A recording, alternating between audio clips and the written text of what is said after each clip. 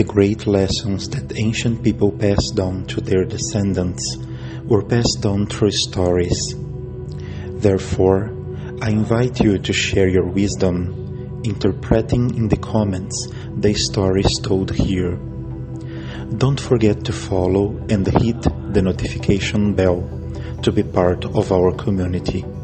Be welcome.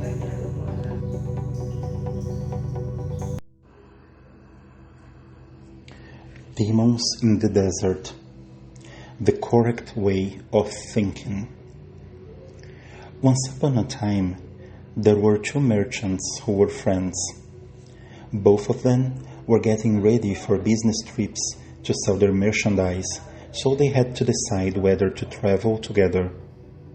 They agreed that, since each had about 500 carts, and they were going to the same place along the same road, it would be too crowded to go at the same time. One decided that it would be much better to go first. He thought, the road will not be rutted by the carts. The bullocks will be able to choose the best of all the grass. We will find the best fruits and vegetables to eat. My people will appreciate my leadership, and in the end, I will be able to bargain for the best prices. The other merchant considered carefully and realized that there were advantages to going second. He thought, my friend's carts will level the ground, so we won't have to do any road work. His bullocks will eat the old rough grass, and new tender shoots will spring up for mine to eat. In the same way, they will pick the old fruits and vegetables, and fresh ones will grow for us to enjoy. I won't have to waste my time bargaining when I can take the price already set and make my profit. So he agreed to let his friend go first. This friend was sure he'd fooled him and gotten the best of him, so he set out first on the journey. The merchant who went first had a troublesome time of it. They came to a wilderness called the Waterless Desert, which the local people said was haunted by demons. When the caravan reached the middle of it, they met a large group coming from the opposite direction. They had carts that were mud-smeared and dripping with water. They had lotuses and water lilies in their hands and in the carts. The headman, who had a know-it-all attitude, said to the merchant, "Why are you carrying these heavy loads of water? In a short time you will reach that oasis in the horizon with plenty of water to drink and dates to eat. Your bullocks are tired from pulling those heavy carts filled with extra water, so throw away the water and be kind to your overworked animals."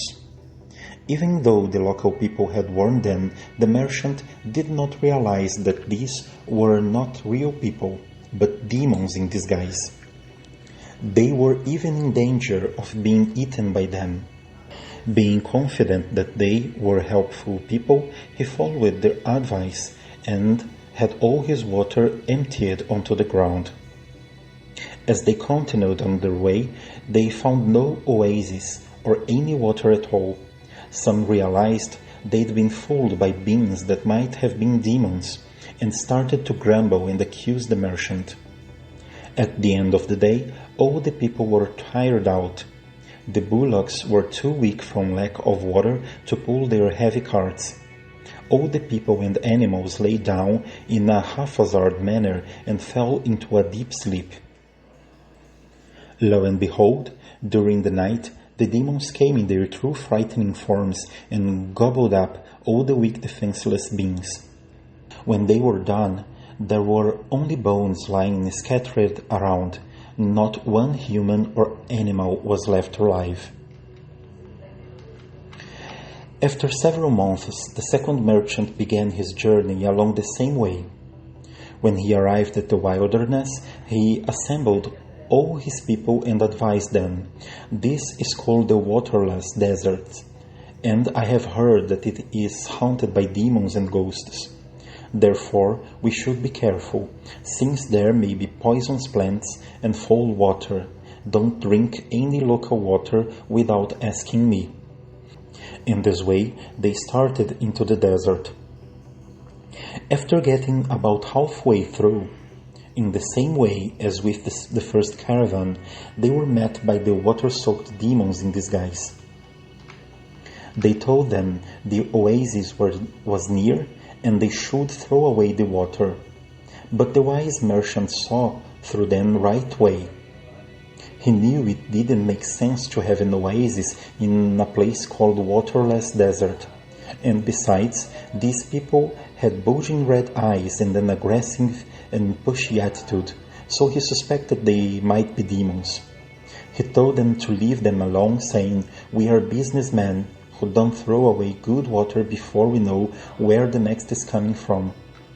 Then, seeing that his own people had doubts, the merchant said to them, "Don't believe these people, who may be demons, until we actually find water. The oasis they point to may be just an illusion or a mirage. Have you ever heard of water in this waterless desert? Do you feel any rain wind or see any storm clouds?" They all said, "No," and he continued, "If we believe these strangers and throw away our water, then later we may not have any to drink or cook. If we believe these strangers and throw away our water, then later we may not have any to drink or cook with. Then we will be weak and thirsty. It would be easy for demons to come and rob us or even eat us up. Therefore, until we really find water, do not waste even a drop." The caravan continued on its way, and that evening reached the place where the first caravan's peoples and bullocks had been killed and eaten by the demons. They found the carts and human and animal bones lying all around. They recognized that the fully loaded carts and the scattered bones belonged to the former caravan.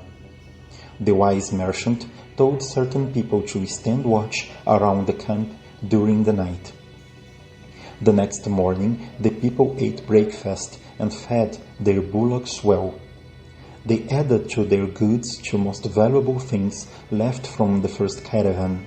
So they finished their journey very successfully and returned home safely so that they and their families could enjoy their profits.